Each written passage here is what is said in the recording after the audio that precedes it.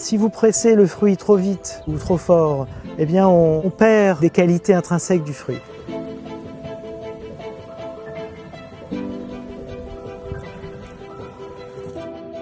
Ce jus, on essaie de ne pas l'abîmer pour pouvoir faire ce dont on rêve. En fait, c'est de cueillir le plus beau raisin et de le mettre dans la bouteille.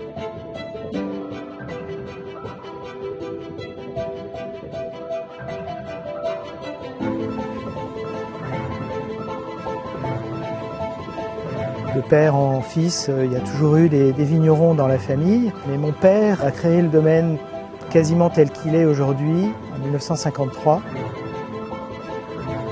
Et en sortant de l'école, comme je savais tout sur tout, mon père m'a dit écoute, c'est peut-être plus simple si tu t'installes séparément, tu crées ton propre domaine et puis comme ça on sera en parallèle. N'ayant peur de rien et étant un sombre idiot, j'ai suivi ça et au bout de 2 ans, j'ai simplement compris que tout ce que j'avais appris ailleurs ne s'appliquait pas à l'Anjou et au cépage que l'on cultive ici, qui est le chenin blanc. J'ai eu beaucoup de chance parce que mon père était déjà précurseur dans sa façon d'appréhender la culture du vignoble. Moi, on m'a dit à l'école, la vigne aime bien souffrir et moi je pense pas ça. Il faut que la vigne puisse pousser et être bien, qu'elle ait de l'espace, qu'elle ait le plus de soleil possible pour faire mûrir ses raisins. Donc c'est pour ça qu'aujourd'hui on conduit notre vignoble d'une façon qui n'est pas courante en France.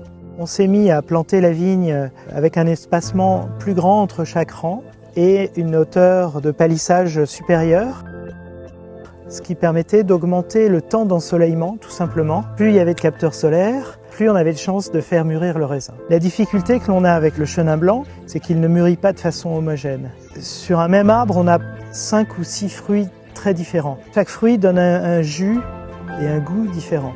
C'est déjà le reflet de ce que va devenir le vin. Ça ne s'apprend pas dans les livres, ça. C'est quelque chose de physique et de sensuel. Mon souci, à partir du moment où on cueille le grain, on risque d'abîmer le fruit. Il faut faire très attention à tout ce que l'on fait jusqu'à la mise en bouteille.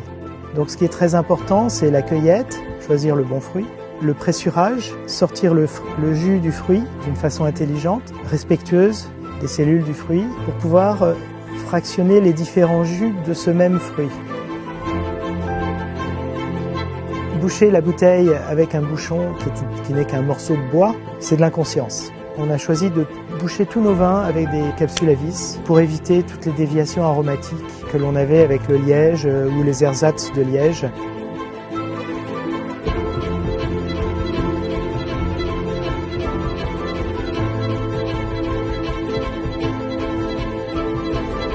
Moi, ce que j'aimerais, c'est que nos clients, quand ils boivent une de nos bouteilles, puissent s'imaginer l'endroit d'où elle vient, d'où le raisin vient et d'où le vin vient.